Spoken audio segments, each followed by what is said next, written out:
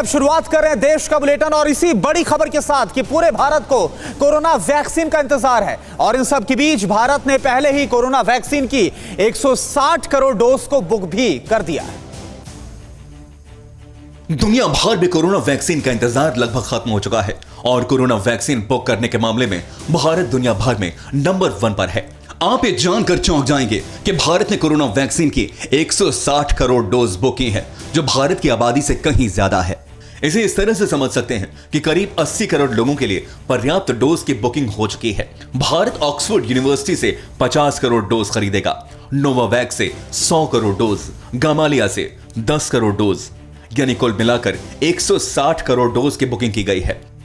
केंद्रीय स्वास्थ्य मंत्री डॉक्टर हर्षवर्धन ने नवंबर में कहा था कि भारत जुलाई अगस्त 2021 तक 50 करोड़ डोज हासिल करने के लिए वैक्सीन निर्माताओं के संपर्क में है। ड्यूक यूनिवर्सिटी का डेटा दिखाता है अमेरिका और यूरोपियन यूनियन ने 6 वैक्सीन निर्माताओं से सौदे कर रखे हैं। सबसे ज्यादा कंपनी से डील कनाडा और यूनाइटेड किंगडम ने की है, जिन्होंने 7 डेवलपर्स से 350 मिलियन से भी ज्यादा डोज की बुकिंग कर रखी है। यानी पूरी दुनिया कोरोना से लड़ने के लिए तैयार है। तो कोरोना वैक्सीन को लेकर आज ऑल पार्टी मीटिंग हुई और उसके बाद कोरोना की वैक्सीन पर प्रधानमंत्री नरेंद्र मोदी ने खुशखबरी दी कि बस अगले कुछ हफ्तों का इंतजार है और वैक्सीन तैयार हो जाएगी। करीब 8 ऐसी संभावित वैक्सीन है जो ट्रायल के अलग अलग चरण में और जिनकी मैन्युफैक्चरिंग भारत में ही होनी है। जैसा यहां चर्चा में भी बात आई, भारत की अपनी 3 अलग अलग वैक्सीन का ट्रायल अलग अलग चरणों में है। एक्सपर्ट्स ये मानकर चल रहे हैं कि अब कोरोना की वैक्सीन के लिए बहुत ज्यादा इंतजार नहीं करना पड़ेगा। माना जा रहा है कि अगले कुछ हफ्तों में कोरोना की वैक्सीन तैयार हो जाएगी। जैसे ही वैज्ञानिकों की हरी झंडी मिलेगी, भारत में टीकाकरण अभियान शुरू कर दिया जाएगा।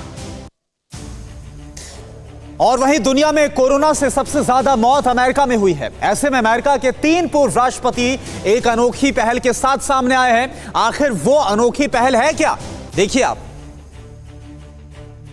अमेरिका के 3 पूर्व राष्ट्रपति दुनिया के सामने बड़ी मिसाल पेश करने वाले हैं। ये तीनों ही राष्ट्रपति कोरोना वैक्सीन की प्रामाणिकता साबित करने के लिए लाइव टेलीविजन पर वैक्सीन लगवाएंगे। तीनों पूर्व राष्ट्रपति हैं बराक ओबामा, जॉर्ज बुश और बिल क्लिंटन। तीनों पूर्व प्रेसिडेंट लाइव टीवी पर कोरोना वैक्सीन लगवाएंगे। तीनों ही पूर्व राष्ट्रपति लगातार 2 बार चुने गए थे। जनता में विश्वास जगाने के लिए तीनों लाइव टीवी पर वैक्सीन लगवाएंगे। अमेरिका के तीनों पूर्व राष्ट्रपतियों ने लाइव टीवी पर वैक्सीन लगवाने का फैसला इसलिए किया है ताकि वो लोगों में भरोसा जगा सके कि वैक्सीन काफी साइंटिफिक और सुरक्षित है।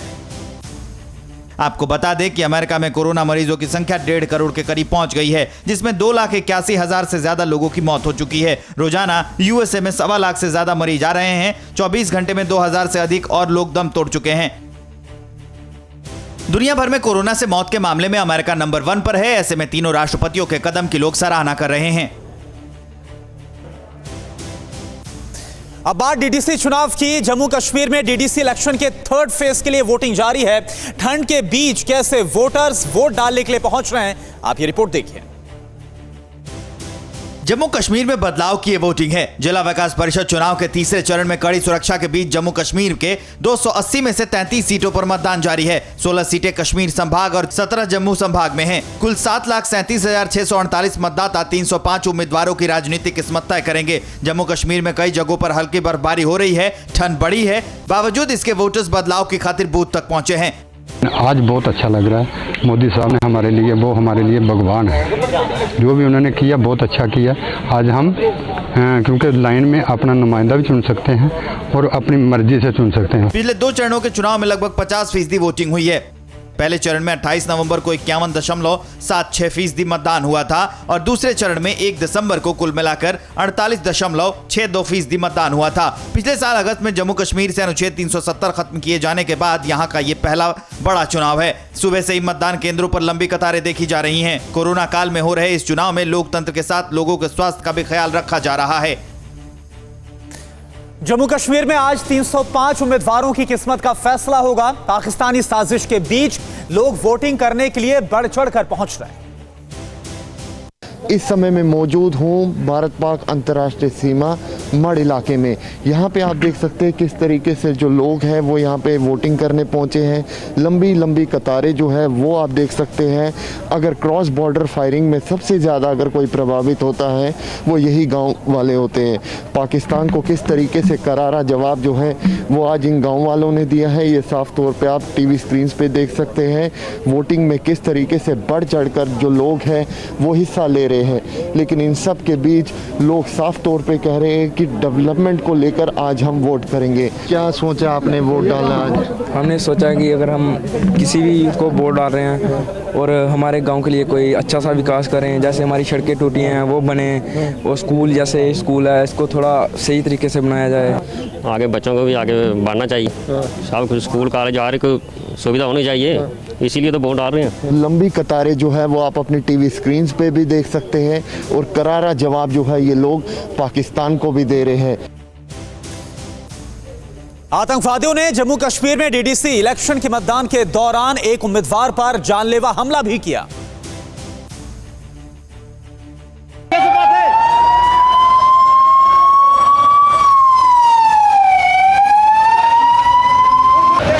जम्मू कश्मीर के अनंतनाग में मतदान के दौरान आतंकी हमला किया गया। हमले में एक उम्मीदवार को निशाना बनाया गया।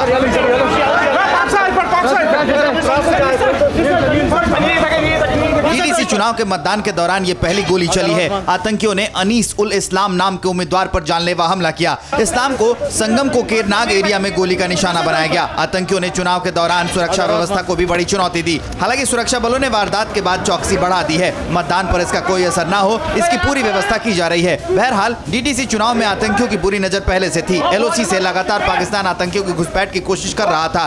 ऐसी ही एक कोशिश में भारतीय जवान ने 4 आतंकियों को ढेर कर दिया था। अनंतनाग में आतंकी हमले की जिम्मेदारी अब तक किसी संगठन ने नहीं ली है। अनीस अपनी पार्टी के उम्मीदवार हैं। घायल अनीस का इलाज जारी है, जिनकी हालत अभी भी गंभीर बनी हुई है।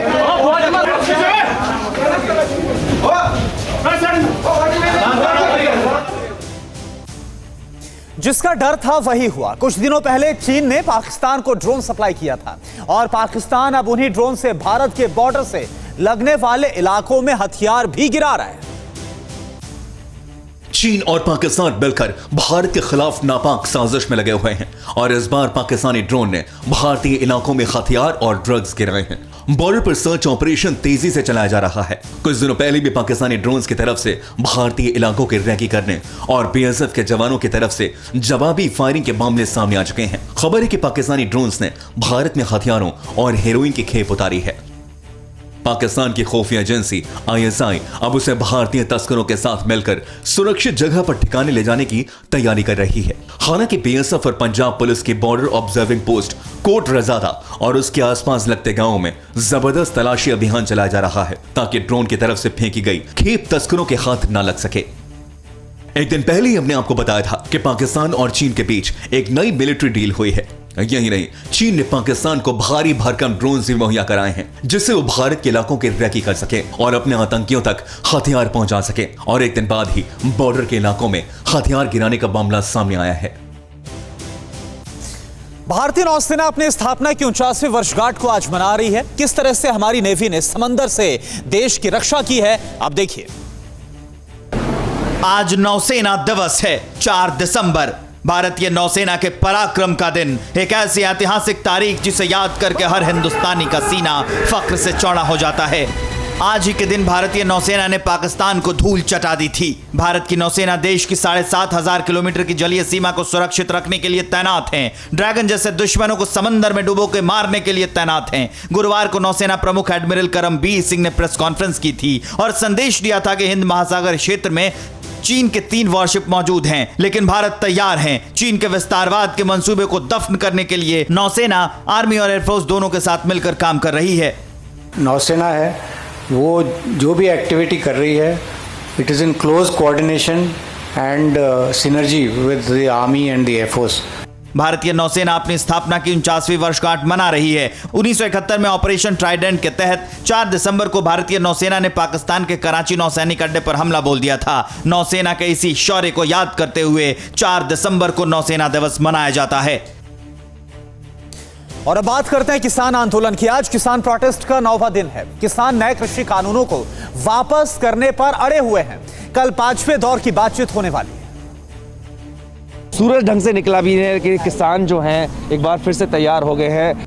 सुबह होती है, शाम होती है, किसानों की उम्मीदें तमाम होती हैं। 9 दिन हो गए धरती पुत्रों को सड़क पर सोते हुए, बॉर्डर पर खड़े हैं, लेकिन वो घड़ी नहीं जिसकी चाहत लेकर वो दिल्ली की सीमा पर अड़े हैं। हर सुबह सूरज के साथ उम्मीद की किरण जगती है, लंगर लगता है और फिर लंगर के साथ ही तंबू और ट्रैक्टरों में उम्मीद लेकर ये सिमट जाते हैं। किसान नेता अड़े हैं। जाम कहाँ के रखा हमने, आप ये दिखाओ ना। अगर जाम हो देखो चल नहीं रहा, अगर देखो हम 26 जनवरी को परेड देख के और अपने घर वापस चले जाएंगे। यानी अभी तो दिसंबर है, 26 जनवरी महीने भर बाद, यानी बॉर्डर पर खड़े किसानों के लिए दिल्ली अब भी दूर है। सिंघू बॉर्डर पर आज महापंचायत है, जिसमें तय होगा कि कल 5वें दौर की सरकार के साथ बैठक में क्या कुछ हासिल करना है। चौथे दौर की बैठक में किसानों ने 39 पॉइंट्स की खामियां बताई थी। किसानों का कहना है कि खामियां इससे कहीं ज्यादा हैं। सरकार ने जिन फसलों को लेकर एमएसपी तय की है, उन फसलों में से सिर्फ 3 से 4 फसलों की ही एमएसपी पर खरीद होती है। तो किसानों के प्रदर्शन का आज 9वां दिन है और अब इस प्रदर्शन में शामिल होने के लिए निहंग सिंह भी पहुंच गए। किसान आंदोलन में तरह तरह के रंग देखने को मिल रहे हैं। अपने पहनावे और आक्रामक स्वरूप के लिए जाने जाने वाले निहंग सिख भी किसानों के समर्थन में सिंघू बॉर्डर पर पहुंच गए हैं। आंदोलन में शामिल हुए निहंग सिख प्रदर्शन कर रहे लोगों की मदद तक कर रहे हैं और वो खाना बनाते हुए भी देखे जा रहे हैं। करीब 150 के आसपास पहुंचे निहंग सिखों को सिख प्रदर्शन में योद्धा माना जाता है और उन्हें युद्ध लड़ने और मार्शल आर्ट की ट्रेनिंग भी दी जाती है। इन योद्धाओं के साथ घोड़े और बाज भी हैं। मेरे पीछे देखिए कि शायद ही आपने पहले कभी आंदोलन में घोड़े आपने पहले कभी देखे होंगे। ये तस्वीरें सिंघू बॉर्डर की हैं, जहाँ पर आपको आंदोलन में घोड़े भी आए हैं, क्योंकि जो सिख धर्म का दल पंथ होता है उसके निहंग सिंह होते हैं और उनके साथ घोड़े बाकायदा। और आप देखेंगे आपको यहाँ पर जो बाज है वो भी आपको यहाँ पर दिखाई पड़ेगा। और जो सिख धर्म में एक सेवा का भाव हमेशा से देखा गया है, तो आप देखिए कि लगातार जो निहंग सिंह हैं वे यहाँ पर लगे हुए हैं। तमाम तरह के जो मदद है, जो आंदोलन में किसान शामिल हैं, उनकी मदद यहाँ पर कर रहे हैं। इन योद्धाओं का कहना है कि जब तक किसान आंदोलन चलता रहेगा वे यहाँ पर किसानों के समर्थन में टिके रहेंगे। किसानों के आंदोलन के बीच अकाली दल ने नई सियासी चाल को चला है। अकाली दल के नेता ममता बनर्जी से मुलाकात करेंगे। किसान आंदोलन को खड़ा करने में शिरोमणि अकाली दल का बड़ा हाथ माना जा रहा है। 9 दिनों का संघर्ष हुआ और 4 दौर की बातचीत फेल हो जाने के बाद अकाली दल नई रणनीति पर उतर आई है। अकाली दल अब विपक्ष को एकजुट करने में जुट गई है। सारियां हमचल पार्टियां देश के अंदर इकट्ठियां होकर इस संघर्ष की सफलता ਲਈ केंद्र सरकार के जवाब पाने विरोधी कर रही हैं। साफ है कि बंगाल मिशन में जुटी ममता बनर्जी को शिरोमणि अकाली दल को इसके बहाने बीजेपी को साधने का मौका मिल गया है। साथ ही कल महाराष्ट्र की ठाकरे सरकार से भी मिलने का प्रोग्राम है। बहरहाल किसान आंदोलन को बड़ा कर चुके हैं, लेकिन जैसा कि खेती किसानी में होता रहा है, इनके आंदोलन के साथ भी ऐसा ही होता दिख रहा है। सरकार सहमत है कि एमएसपी हमारे से लिखती रूप ले लो, बाकी कानूनों में शोध कर देते हैं। शोध नहीं करवानी है, हमने ये कानून पूरी तरह रद्द कराने हैं। सवाल मेहनत की कमाई का है, हकमारी के समूल नाश का है। किसान बॉर्डर पर जमे हैं और विपक्ष अपने मिशन में। कहीं ऐसा ना हो कि खेत की तरह यहाँ भी किसान कमाएं और आंदोलन की फसल कोई और काट ले जाए। वहीं इजराइल की सुरक्षा एजेंसियों को सूचना मिली है कि यूएई में ईरान इजरायली नागरिकों पर हमला कर सकता है। 10 दिसंबर को ईरान लेगा बदला। यहूदियों के त्योहार को मातम में बदलने की तैयारी में है ईरान।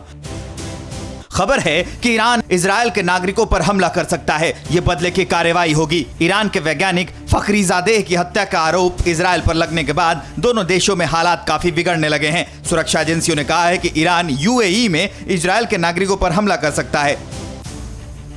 दरअसल यूएई में इजरायली लोग 10 दिसंबर तक हनुका मनाने आने वाले हैं। हनुका यहूदियों का एक प्रमुख त्योहार है। सुरक्षा एजेंसियों को इनपुट के अनुसार हनुका त्योहार के आसपास हमला हो सकता है। एजेंसियों ने इजरायली सुरक्षा मंत्रिमंडल को बताया है कि इजरायल के संस्थान और पर्यटक दोनों खतरे में हैं। मामला गंभीर है, इसलिए इजरायल के विदेश मंत्रालय ने सभी इजरायली सुरक्षा एजेंसियों को सूचना भेज दी है। दूतावासों, वाणिज्यिक दूतावासों, राजनयिक कर्मचारियों के घरों, इजरायली या यहूदी सामुदायिक केंद्रों के आसपास किसी भी असामान्य घटना की रिपोर्ट करने का आदेश दिया गया है। खबर बिहार से। बिहार के सुपौल में एक ऐसा धमाका हुआ जिसने हर किसी को दहला कर रख दिया। सिलेंडर ब्लास्ट से पूरा इलाका थर्रा गया। ये आवाज दिल दहलाने वाली है। ये तस्वीरें रोंगटे खड़े करने वाली हैं। तस्वीरें देखकर ऐसा लगता है कि यहाँ जोरदार बम ब्लास्ट हुआ हो, लेकिन इस सिलेंडर में धमाके की आवाज है। इस धमाके ने सब कुछ नेस्त नाबूद कर दिया। ये तस्वीरें सुपौल से आई हैं। यहाँ निर्मली रेलवे स्टेशन के पास देर रात अचानक एक होटल में जोरदार धमाका हुआ। इसमें आधा दर्जन से ज्यादा दुकानें जलकर खाक हो गईं। 8 लोग बुरी तरह से जख्मी हुए हैं। फायर ब्रिगेड की गाड़ी समय पर नहीं पहुंचने से लोग गुस्सा हो गए। उन्होंने पुलिस की गाड़ी पर पथराव भी कर दिया। सिलेंडर फटा, उससे कई लोग हमारे भाई बंधु घायल हुए हैं। जैसे तैसे हम लोग व्यवस्था करके भेज रहे हैं। दो और नाजुक है, उनको भी भेजना आती सीख रहे हैं। एम्बुलेंस की कमी है। पूछे वो बताया जा रहा है कि एम्बुलेंस है ही नहीं यहाँ। इन तस्वीरों में आप साफ देख सकते हैं कि आखिर रात के अंधेरे में किस तरह अफरा तफरी मची हुई थी। हर कोई अपनों के लिए परेशान था। सिलेंडर में जोरदार धमाके से पूरा इलाका थर्रा गया। फायर ब्रिगेड की गाड़ी देर से पहुंचने पर लोगों का गुस्सा काफी बढ़ गया, लेकिन कुछ ही देर में धीरे धीरे हालात नियंत्रण में आने लगे। और इस बीच एक बड़ी खबर आ रही है। एलएसी पर चीनी साजिश को नाकाम करने का बड़ा प्लान तैयार किया गया है। पैंगोंग लेक में तैनात होगी नई पेट्रोलिंग स्टील बोट्स और अगले साल गर्मियों तक एलएसी पर इन स्वदेशी बोट्स को तैनात किया जाएगा। बोट्स में अत्याधुनिक सर्विलांस सिस्टम को भी लगाया गया है। नई बोट्स में एक बार में 25 से 30 सैनिक बैठ पाएंगे। सुमित चौधरी हमारे डिफेंस कॉरेस्पॉन्डेंट इस वक्त जुड़े हुए हैं। सुमित, ये कितनी बड़ी ताकत देगा चीन के खिलाफ भारतीय सैनिकों को? देखिए, बड़ी ताकत इसलिए देगा करुणा क्योंकि अब ये अत्याधुनिक बोट जो होंगी पैंगोंग पर नजर आएंगी अगले साल की गर्मियों तक। और सबसे इम्पोर्टेंट बात ये कि सारी स्वदेशी होंगी, यानी भारत में बनेंगी। करीबन 2 दर्जन से ज्यादा बोट है। और इम्पोर्टेंट बात एक और करूँ ना कि इन बोट में आपने जिस तरीके से बताया कि बेहतर सर्विलेंस सिस्टम होंगे। आपसे पहले जिन बोट में बैठा जाता था उनमें करीबन 10 से 12 लोग बैठते थे, इसमें 25 से 30 लोग बैठेंगे। और रैमिंग जो होता है, यानी अक्सर देखा गया था कि चीन की जो अत्याधुनिक बोट थी वो हमारी बोटों को जानबूझ के टक्कर मारती थी, उनको डुबाने की कोशिश करती थी। लेकिन इन बोट को स्पेशल स्टील और फाइबर मटेरियल से बनाया गया है ताकि इन पर ऐसे किसी टक्कर का कोई प्रभाव नहीं पड़ेगा। करना जी, और किसी भी चीनी साजिश को नाकाम किया जाएगा। शुक्रिया आपका पूरी जानकारी के लिए सुमित।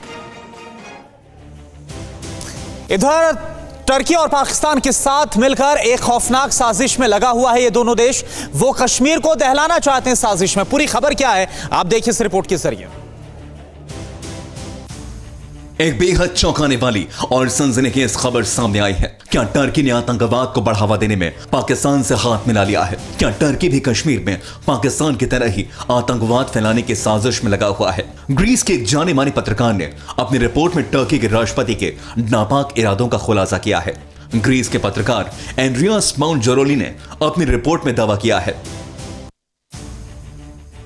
कि टर्की के प्रेसिडेंट एर्डोगन पाकिस्तान की मदद के लिए कश्मीर में सीरिया के विद्रोही आतंकियों को भेजने की योजना बना रहे हैं। इसके लिए टर्की के अधिकारियों ने कई आतंकी गुटों से बात भी की है। सीरियन नेशनल आर्मी मिलिशिया के सुलेमान शाह ब्रिगेड्स के कमांडर मोहम्मद अबू इम्जा ने कुछ दिन पहले ही अपने साथी मिलिशिया सदस्यों से कहा है कि टर्की यहां से कश्मीर में अपने कुछ यूनिट्स को तैनात करना चाहता है। खबर है कि टर्की ने हर आतंकी को कश्मीर में आतंक फैलाने के लिए $2000 देने की बात की है। कश्मीर में अमन और चैन के लिए झटके की तरह है। अड़ी सोमवार से शुक्रवार शाम 6 बजे सिर्फ TV9 भारतवर्ष पर।